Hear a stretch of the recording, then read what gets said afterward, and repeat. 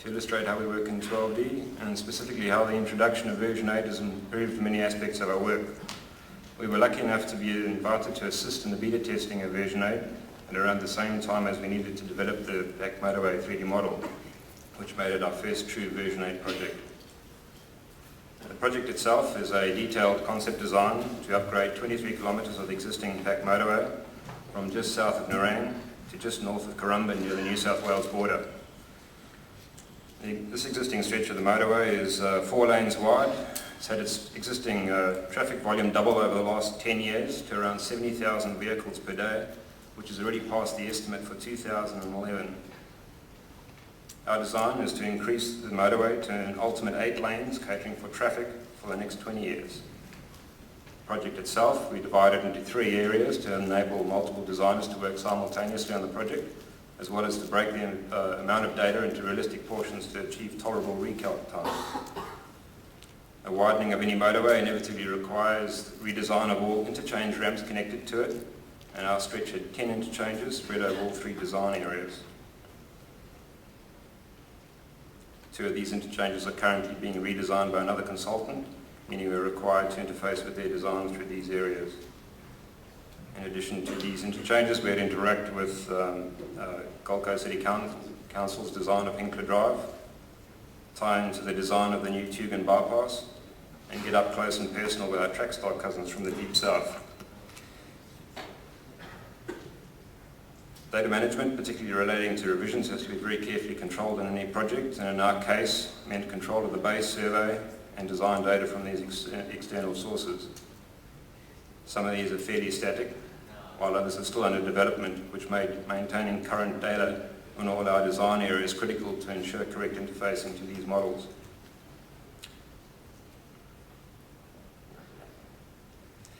The new model intent referencing feature of version 8 is a godsend when it comes to maintaining multiple databases of external data, particularly when it is prone to constant changes. Our design areas, survey and the external design data all run in separate projects, all stored in separate folders and share a common user folder. Data is linked between these areas using automatic updates in the new data sharing system. And as our model and alignment naming always reflects their origin, it means that data integration is fairly seamless. Data sharing means an update in any one area, such as the survey, is automatically propagated to all other areas, and the danger of working with potentially outdated models, which is always a very serious problem, is now avoided. Additional benefits of this system is only one copy of the data exists on the network, which means a much smaller total project database size. This model data is also read-only outside the parent project, protecting it from accidental modification or deletion. This system has got enormous benefits in design data when design changes in one area are automatically updated in all adjacent areas. This is particularly powerful when combined with the new super alignment computators to link all project areas together.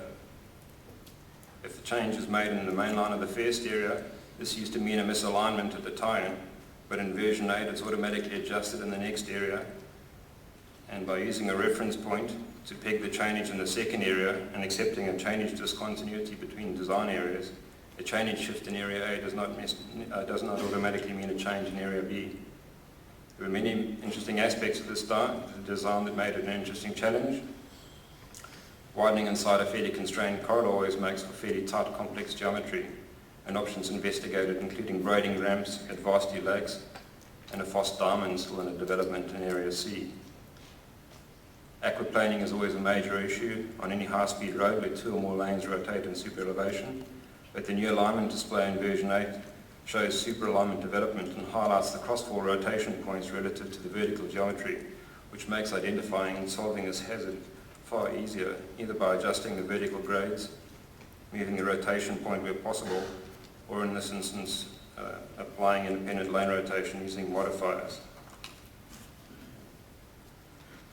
Our main carriageways are independently graded to adjust for issues such as aquaplaning and sight distance widening, meaning the median barrier is seldom constant through curves. We use a decisional template to stitch the carriageways together and automatically highlight with a line style change.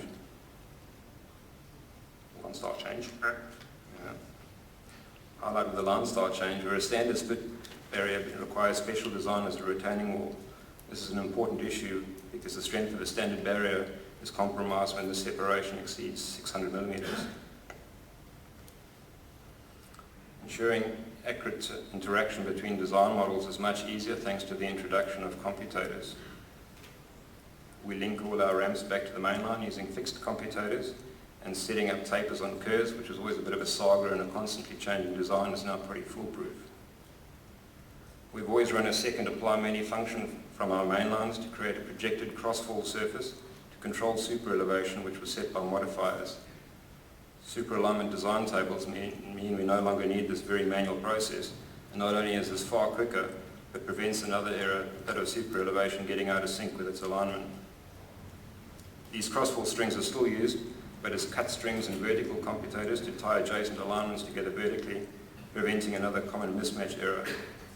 A partial drape commutator would be even better, but that's a topic for later at the wishing booth. One of the single biggest challenges on any project, particularly large complex designs like Pacific Motorway, is the maintenance of electronic design documentation. This forms a critical record or audit trail of how and why we've done something inside the model and how the model is built up. Our primary source of information about the project is the project description panel. In it we record information about the project itself, log data import and exports, and any major amendments to this model. The benefit of this electronic diary is it can be viewed at project startup, highlighting any revisions since last working on an area. And the contents of this file, the project.txt file, is pasted into the top of any 12DA or Genio file issued to external sources like surveyors to document the nature of this revision. We'll eventually start using the project details panel when it gets a little bit more flexible. That's yet another topic for the wishing booth. The third layer of documentation exists inside MTF files, where explanations and comments are incredibly important to understand what's happening to your strings as you move down the file. A plain MTF file with no comments is a complete nightmare to decipher, particularly if you inherit it from someone else. Adding titles and comments will reduce the risk of brain hernia when working in files. And bonus points are added when using separators. But of course, life in colour is so much more pleasant, but that's yet another issue for the wishing booth. I missed out the second level of documentation that links all function recalcs and other design processes together. That's because prior to our Pacific Motorway project it never really existed. This has all changed in version 8 and the advent of chains. One of our previous large jobs in 12D was the Inner Northern Busway, a very successful design and project, but also has to be one of the most insanely complicated jobs I've ever worked on. Threading a 15-metre wide bus tunnel through the middle of the Brisbane CBD, through the lower level of a public car park, up through the middle of the Roma Street train station, made the job just a little bit fiddly. Dan Schuloff, our lead 12D designer on the project, has shown incredible endurance by leading this design for close to 2 years, although I suspect we will eventually be forced to tell him where we've hidden his kids. On I&B, control of processes like data import and export, sectioning, model manipulation and drawing production all had to be done using screen layout files, and we needed to buy Dan a second monitor to fit all the panels on. This process obviously worked, but it's very difficult to control. It relies very heavily on hard copy procedures to explain what runs when. Chains have revolutionised how we work in 12D and have to be the single biggest new feature of version 8. In its simplest form, it sets the order of apply many recalcs. You want the main alignment to run before sticking on the ramps, and similarly to adjust the order of resolve of super alignments to maximise the power of computators. Instead of the old recalc call, which can be a bit laborious on large jobs, while you sit and grow older while every function recalculates, we get to use design subchains to recalc specific areas only. On Pacific Motorway, we ran a subchain for each mainline carriageway and interchange, and a global or nested chain runs all these subchains if needed, and this is usually after a major design change like median width, which would affect all ramps. It's also used after a survey update or taking over an area from someone else.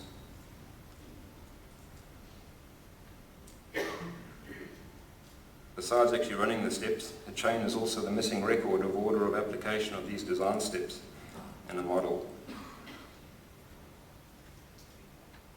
and valuable design notes can be added as required to explain design decisions and assumptions. Our application of chains are not restricted to design apply menu recalcs.